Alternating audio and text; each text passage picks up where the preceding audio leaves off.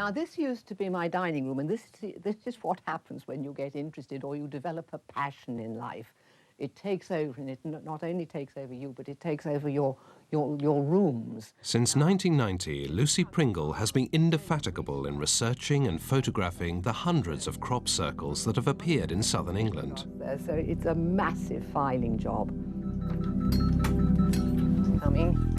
In the last week of May 2001, the first crop circle of the season has finally appeared, a month later than usual, nearly in Lucy's backyard in Hampshire. Hampshire was the cradle of the crop circles in the 1980s. So it seems very fitting that with all the dreadful trouble we've had foot and mouth, that crop circles come back to where they started.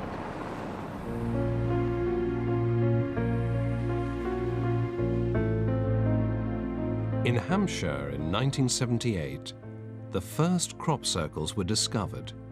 Each of them was nothing more than a simple circular depression, and little notice was taken. 2 years later, when they kept recurring, they attracted the attention of Dr. Terence Meaden, a meteorologist and physicist. Whatever is at the origin of all this, it does take place in the atmosphere above the field. Meaden believed that some circles could be explained by weather anomalies he called plasma vortices.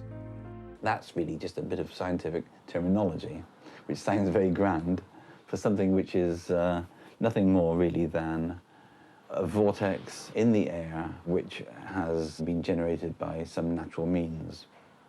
Some scientists have been able to show that such a vortex can collapse. That may be sound science, but it would explain only the very simplest circles. In the case of simple crop circles formed naturally, there's every reason to suspect that an eddy vortex has done it. In 1981, the investigators were joined by Pat Delgado, an electrical engineer. Delgado was the first to suggest that the crop circles were the work of the paranormal. He soon found a convert to this belief. Colin Andrews, who today is considered the world's foremost authority on crop circles. Andrews stumbled across what for him would be a life-changing event. Just like any other day.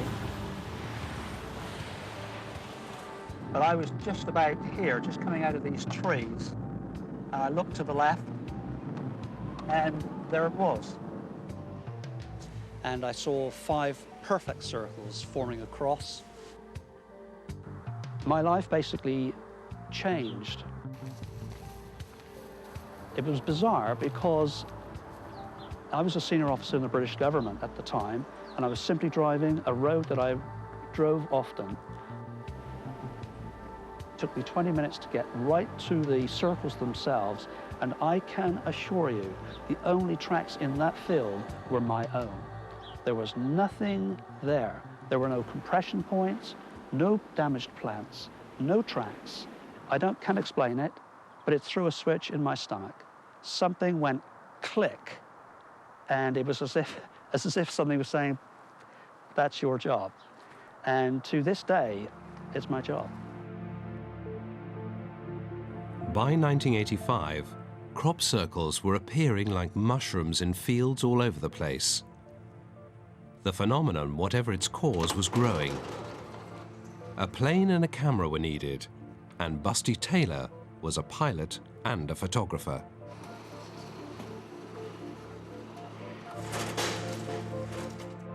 In the 1990s, we were getting up to 3 or 4 or 5 different formations in the area overnight. In a matter of, like, the darkness here in the middle of the summer is only like 4 hours.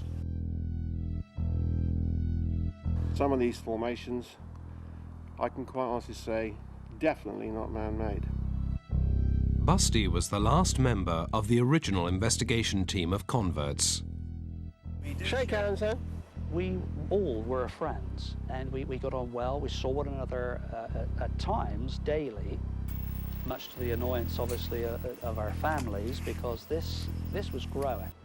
This was becoming a bigger part of our lives by the day. The second angular ring, again, alternates its direction of flow. In 1989, Andrews and Delgado published Circular Evidence, a book of the annual summer phenomenon. The fields of Hampshire would never be quite so empty again.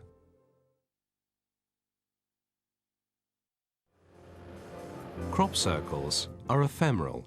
Even if they remain until the harvest, the subtle shapes and finer details of the design are soon eroded by man and nature.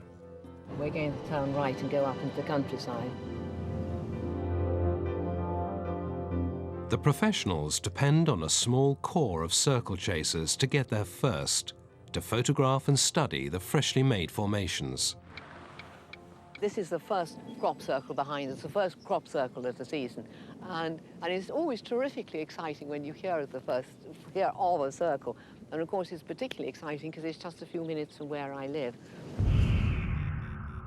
The geometry of that particular one behind us is really very simple. It is what the circle chasers call an early season formation, a simple ring pattern seen many times over the years.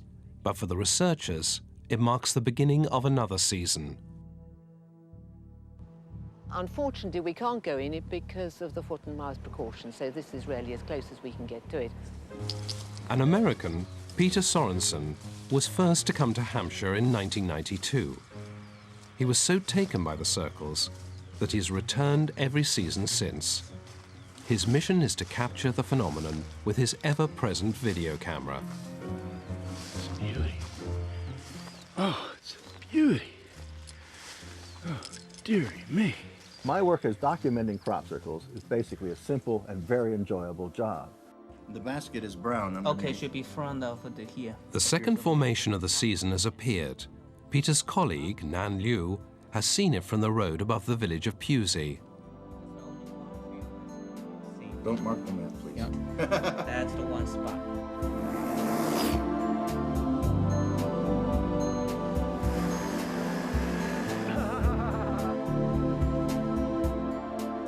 The summer landscape offers up the new formation, and Peter documents it from the air. I love it. It's a great job. Somebody's got to do it.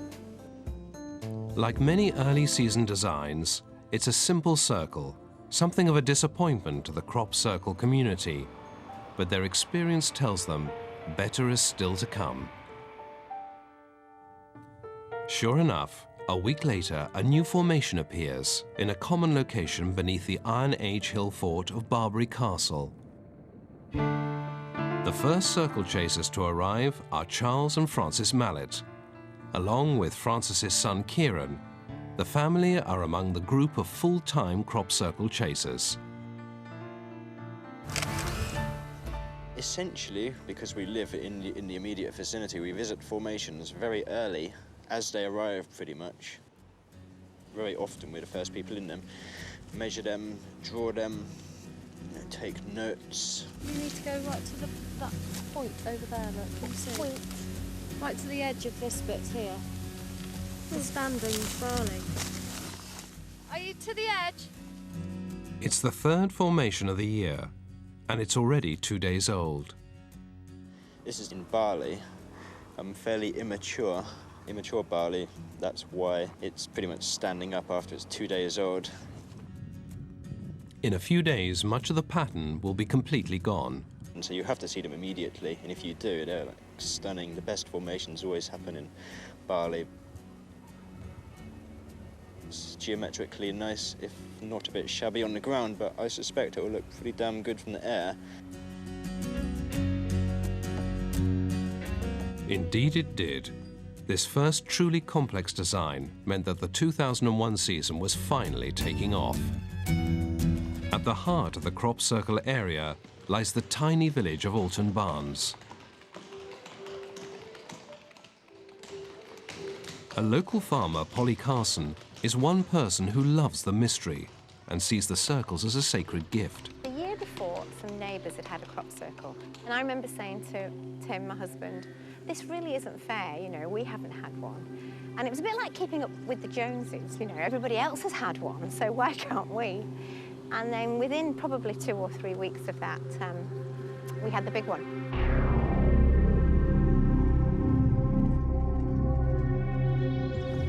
Within 24 hours, we were inundated by the British press.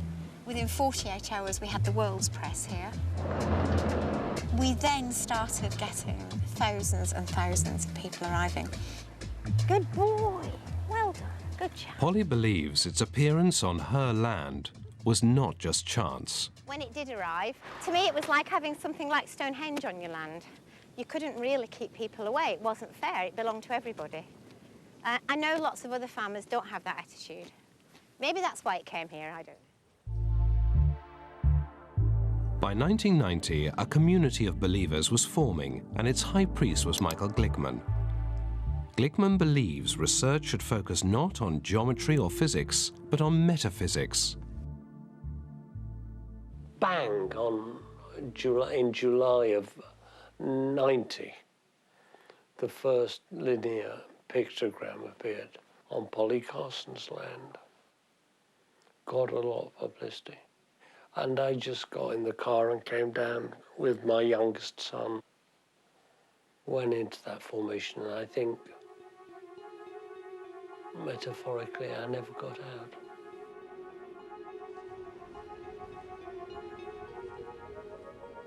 And when you walked in there, you were elsewhere. This wasn't planet Earth anymore. Your feet were tangibly on the ground and you were experiencing gravitational forces, but there was something about being in that very particular enclosure which made you realize that you were somewhere other. And I was a goner, finish. End of story. That was my life now. An architect by training, Glickman now devotes his life to trying to find a message in the designs and from whom the messages come. The attitude of modern science would be, how does it work? My attitude was try and read the message, which seems to me still, 11 years later or so, inarguably right.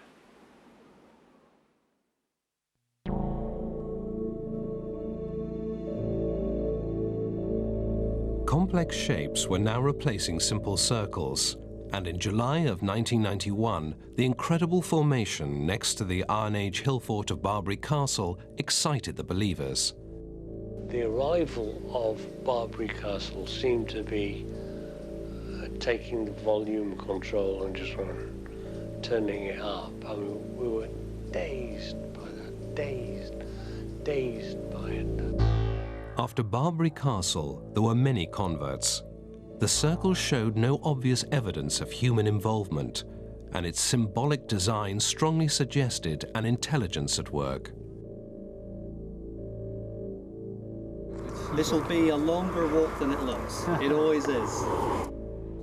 They were thrilling times for the researchers. But the Wiltshire police took a more prosaic attitude to the phenomenon.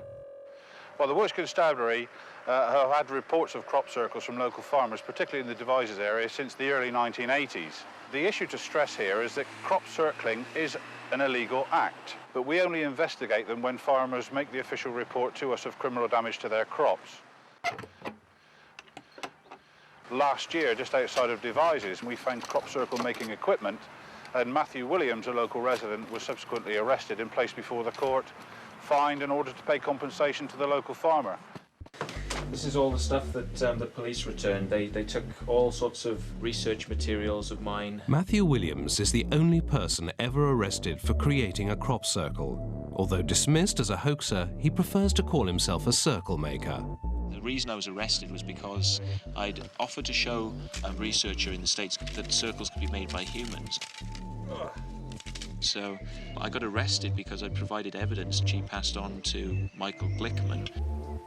and Michael Glickman passed this on to the police and goaded the farmer into actually making a prosecution.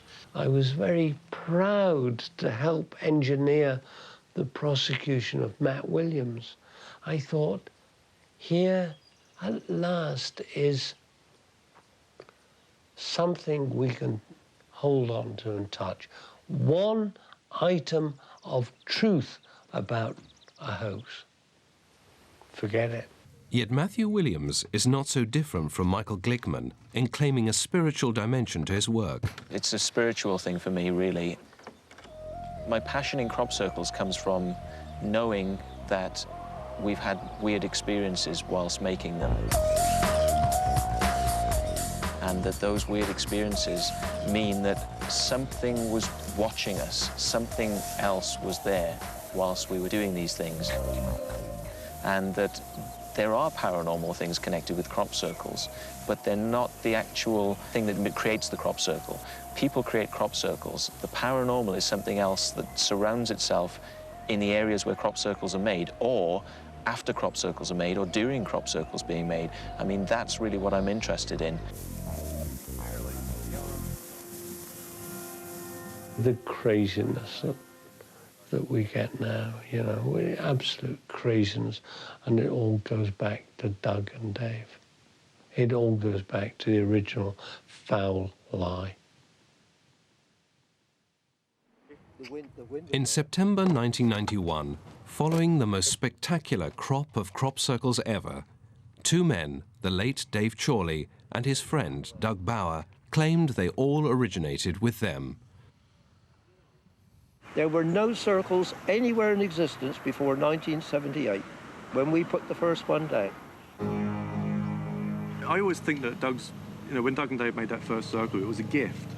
You know, it was a gift to people to give them something mystical, something paranormal, something, you know, out of the ordinary. John Lundberg, an artist and a fan, claims he helps to carry on the circle-making tradition that Doug started.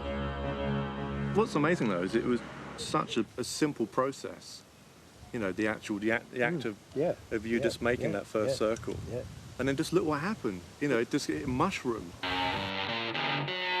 Bauer claims that the first circle was just a joke. I really wanted them to think that a UFO had landed in the night. It was a total load of crap. You've never seen such a mess in all your life. Nothing like what we had witnessed. And it's very easy for people to come on in the background and say they've done all this and they've done all that. But when you ask them to replicate certain things, they could never do it. Doug and Dave had claimed to have been making the crop circles. We know that story changed as the time went on. It wasn't now all of them, it was some of them. And then it wasn't these, well, it was just these. That story changed as time went on. There is another bit of evidence that predates Doug and Dave. Researchers have uncovered evidence of crop circles dating back centuries. A report in the British journal Nature described several crop circles outside London in the 1880s. And there is some evidence from as far back as the 17th century when crop circles were thought to be the work of the devil. If some circles were a hoax by Doug and Dave, they weren't the first hoaxers. The Doug and Dave thing was like a ticking time bomb. It was like a virus, which would infect the body of the crop circle community almost terminally.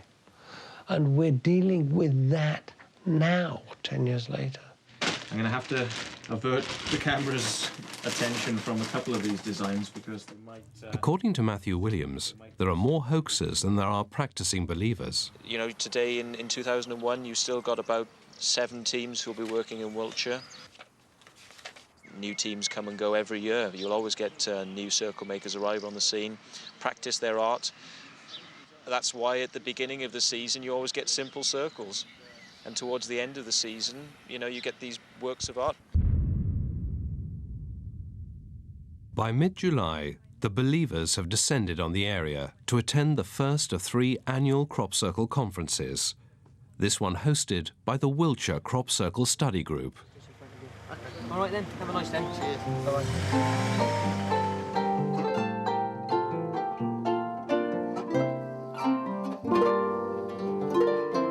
For some who want to believe, it is a spiritual pilgrimage.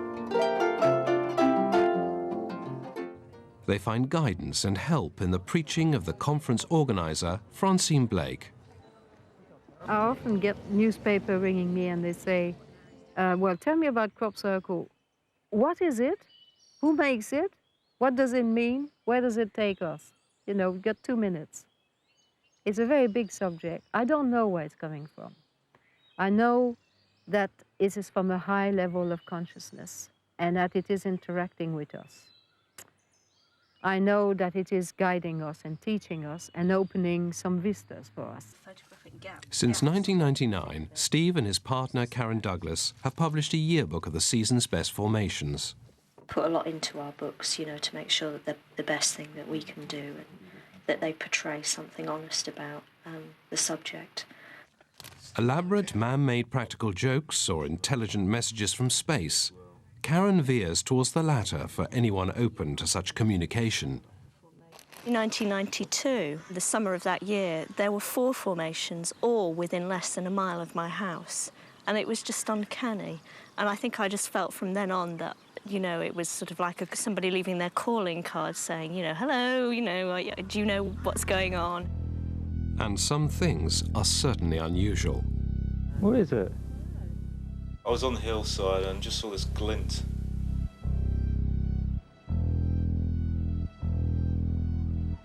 But then it started to move through the crop, glinting and flashing. And in the distance you can see a tractor driver. With an interview with a tractor driver that was done later, he said his engine actually cut out on the tractor as the object flew over. And he said the object would be as big as a beach ball. UFOs are responsible for crop circles. I would say that there's some truth in that, because there are a lot of eyewitnesses that have actually seen what we term physical craft actually physically involved in generating the crop circles. So there's much more to this than meets the eye, but whether the UFOs alone are creating the genuine crop circles is only a tiny slice of reality. Certainly, some of those who investigate crop circles say that they feel something. They say that genuine crop circles exude subtle energies that can be felt and measured.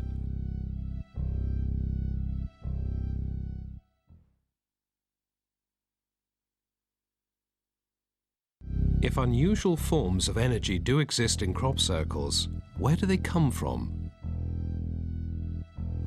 There seems no shortage of possibilities. Okay, what's happening here is I'm just dowsing for an energy line. That's the question I'm asking in my head. So some believe it is the geomagnetic pulse of the planet. Next question is now I'm asking for direction of flow. So I'm going to find out which way this is flowing.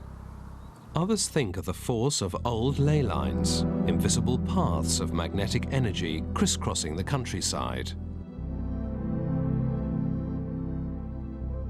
Ley lines have an old pedigree.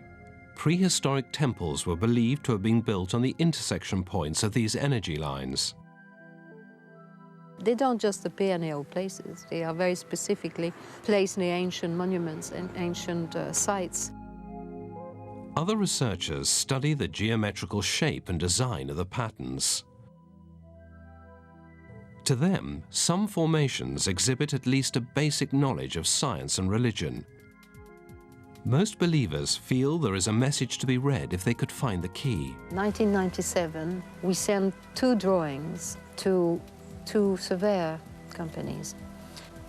We just said, we have these design. We would like to have those imprinted in crops. What does it entail? One company said, you will need a team of surveyor. We would have to be there for about a week, 7 to 8 days. We would need satellite-relayed equipment, and it will cost you about £7,000. And that's just to prepare the ground before it's even laid.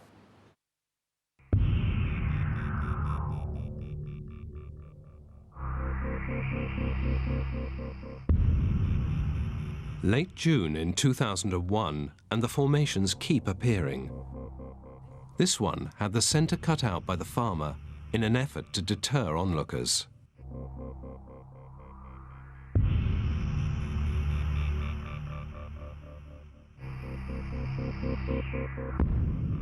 In July, the phenomenon spread across the country to Cambridgeshire. The next day, there was a second design on the Carson farm. The author and researcher Andy Thomas and a colleague, Jeff Stray, investigated. You often get formations where the tractor lines cross the formation, you get these edges where the crop's obviously just never laid flat. Jeff Stray finds another common anomaly. Quite often the first or the second node up from the base, and you just find that it's got a little hole and all the sap's come out. Exploded nodes. You just get an overload in some, which causes this bursting open of the nodes. Levengood, who's a biophysicist who does the studies on these effects, he hasn't got an explanation of a natural cause for this. The American biophysicist W.C. Levengood leads the scientific exploration of crop circles. Okay. Working with British field researchers, he developed a protocol for sampling and analysis. They'd provide the samples, he'd provide the data. These expulsion cavities are unique with crop formations. These never occur in the controls. I've examined literally thousands of normal control plants, and I've never seen one, and no one else has, because they are literally unique with these crop formations. Levengood believes the exploded nodes are the result of a brief burst of microwave energy at the moment the crop circle is formed. The reason that the node is always affected by these energies is that there's a much higher water content here. The higher the dielectric constant, the higher the interaction with microwaves, which means that the microwave energy does more damage. According to Levengood, the seeds from the crops within a crop circle are also affected. Not surprisingly, perhaps, they show a deterioration. Here are the normal control seeds here. And you can right away see they're much smaller up here. But the opposite is true when those seeds are allowed to germinate. Here is the control wheat plants down here. Probably there are one or two that haven't even germinated. Now look at the plants from the formation, way up here. I found very accelerated growth and vigor in plants and seeds in crop formations. The science has been crushed here. We've been pushed aside. I think there's been some sort of intentional obfuscation of the truth and the scientific evidence. This one I sampled, and they found absolutely nothing. And then about a year later, I learned that it was done by a obfuscator of knowledge, I call them, or a hoaxer. Whether they are hoaxers or circle makers, they exist, but understandably keep their activities secret. We shall see. Except Matthew Williams, who since his arrest and fine has gone public. At the time of the Wiltshire Believers Conference, he scheduled a rival meeting across the street. I've done this sort of thing enough time, which happened to be today. So, you know, in a stark comparison to £55, I thought, well, why don't I put on a free conference telling people what they're not allowed to hear in this other one? Well, one of Matt's problems is that he is very vocal about that he makes circles and what circles mean and what they are, and that they are man-made. I've heard some interesting theories: hedgehogs mating, deer rutting, helicopter downdrafts. Yeah, or maybe it is just the aliens. Even Matthew's self-confessed fellow circle makers admit that strange phenomena can be seen in the fields at night. Slam the brakes on the car, go out the car, stood by the hedge, just watch these two bright lights sitting above the tree line, above the formation. It looked like a satellite to me, this orange light, but then it stopped, and satellites don't do that, do they? These two bright lights slowly float and drop down behind the trees, and they disappeared, gone. And then another one come out from Golden Bull Hill, like Golden Bull, flew underneath the other one and stopped right over the top of this crop circle, and then they both blinked out.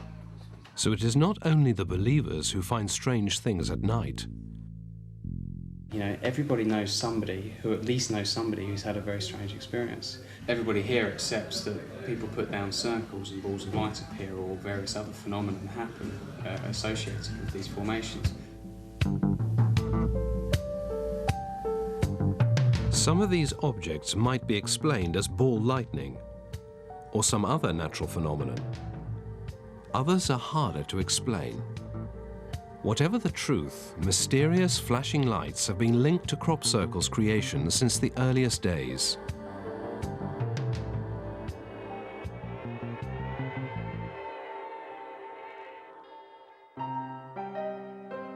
Each season is different. Some seasons throw up truly amazing crop circles. Others provide more evidence that man has been at work.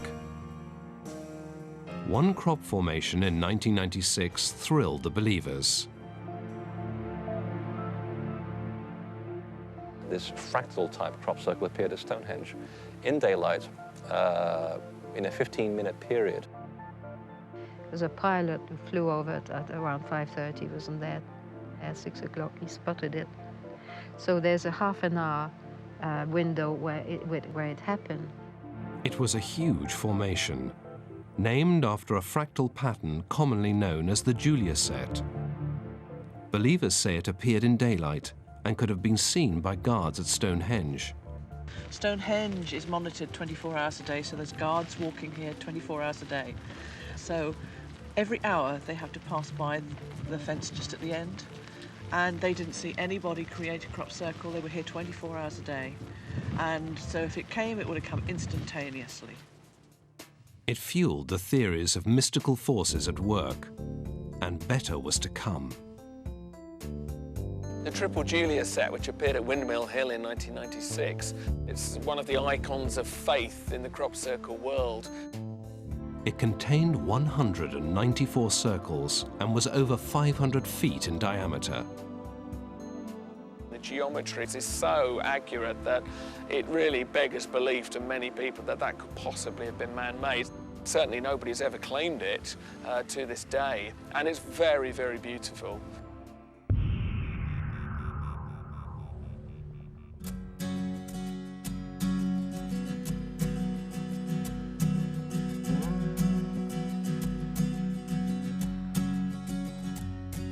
On a typical English morning, grey and wet, the mallets are out as usual, hunting for new crop circles.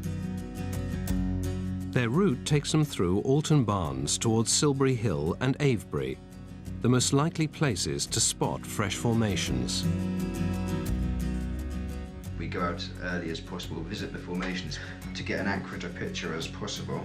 It's before they're trampled to death by coach loads of tourists or whatever. No, there isn't anything. Unless there's one down that dip.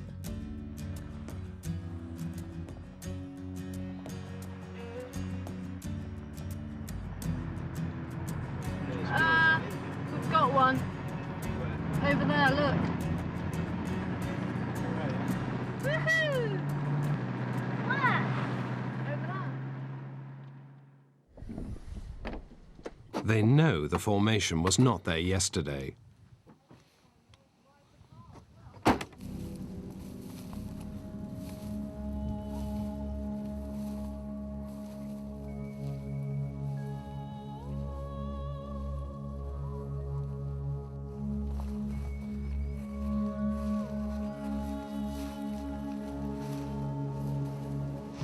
That's rather suspicious.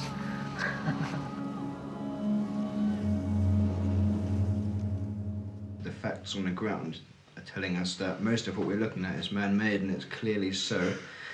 And last year and previous years, that just wasn't happening. It looks a bit That hole looks a bit kind of like over deliberate almost, doesn't it? Whacking great posts that big in there. Well, we spend most of our time figuring out what's real and what's not. I mean, this is going to be impossible to draw. I'll draw it then. I've got to get measurements, that's all, sweetie. Once I've done that, you can draw it, okay? Is that the farmer?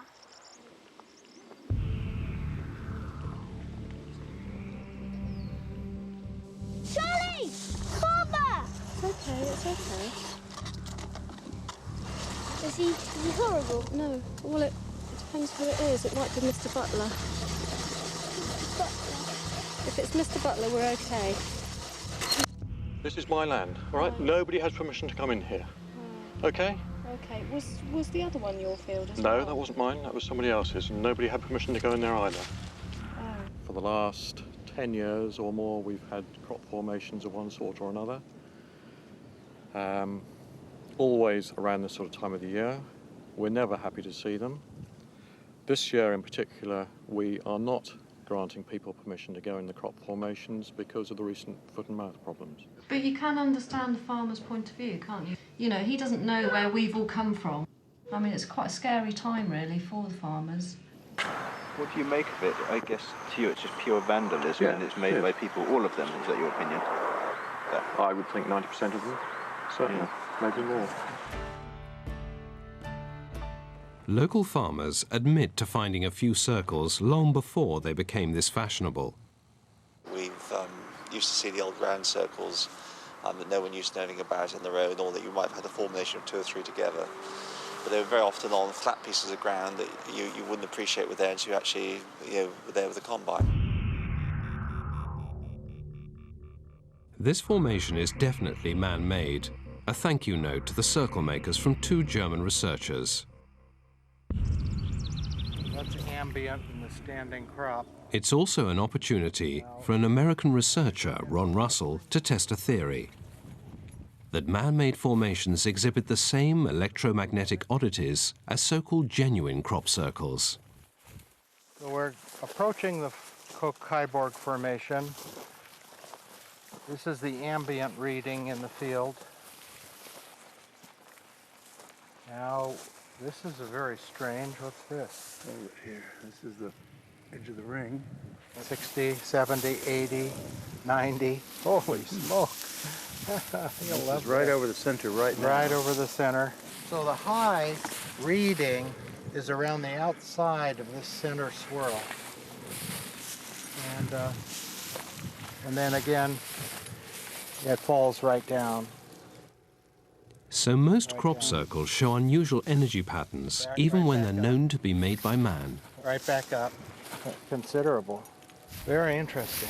Not all the believers like the investigation or the findings. They're doing totally with permission. They're doing totally with the farmer's understanding. But you see, there's a whole world that's on the hoaxer thing, and I think you're feeding that. Seems to me that it's a decent thing we're doing. We're doing good research. We're doing science. It was a controlled experiment. I think that was it's not necessary reprehensible like the hoaxers, but I still think it's a very low game that feeds the whole idea that human beings make these with the large world that can really use a transcendent energy. It's not man-made, this, and it's not at our level, and it's coming from a very, very high level of consciousness, and it's beyond our understanding, it is beyond our knowledge. That is difficult to accept. The man with planks is dead easy to accept, because it fits in with the way we think. If the crop circles are real, they're pulling away the very foundation stone of our society, our science, our religion, our technology, our economics, our sociology. That's scary. Circle makers in the West Kennet Long Barrow appeal to the spirits of a different age.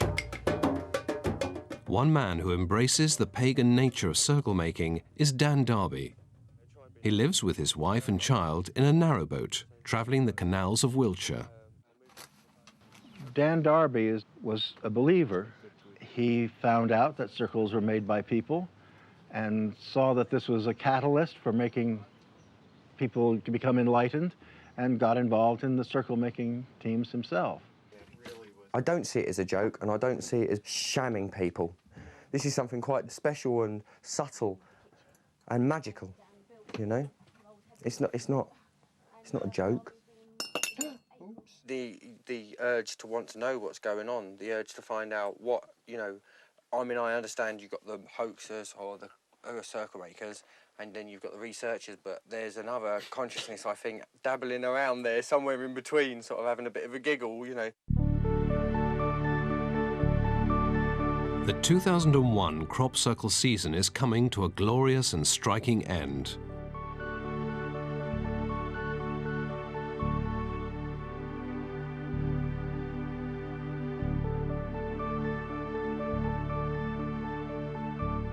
Believers and circle makers alike descend on nearby Glastonbury.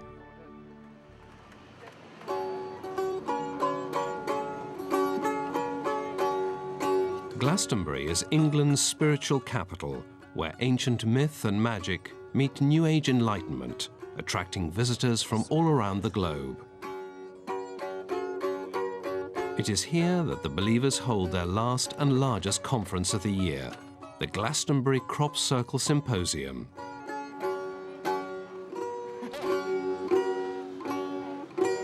Yeah, that was the song about crop circles. Lovely to see you. Welcome to the 11th Glastonbury Symposium. As the conference gets underway, it is clear that the season has been a letdown. In particular, the self-confessed circle makers have got under their skin. We're celebrating a very important 10th anniversary, the 10th birthday party of the Doug and Dave event.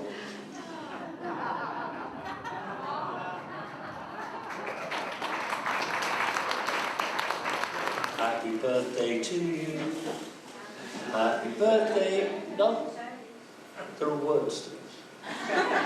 Happy birthday, dear Doug and Dave. Sleazy scoundrels whose lies spawn 10 years of falsehood. Happy birthday to you. Despite that cloud over the proceedings, the 2001 conference was deemed a success. But the climax of the season was still to come. Believers and skeptics alike waited for the last of the formations to appear. They weren't to be disappointed. It happened a previous Saturday night, over one night, that particular night, and I know because I was out on the hills, it was really terrible weather, serious precipitation. So this thing arrived over the course of one night in really bad weather.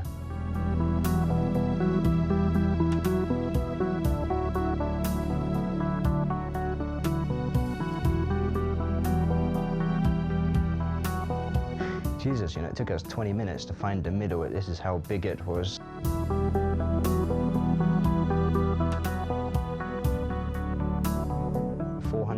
Circles. You know, our jaws kind of collectively dropped to the floor as we stepped into the formation.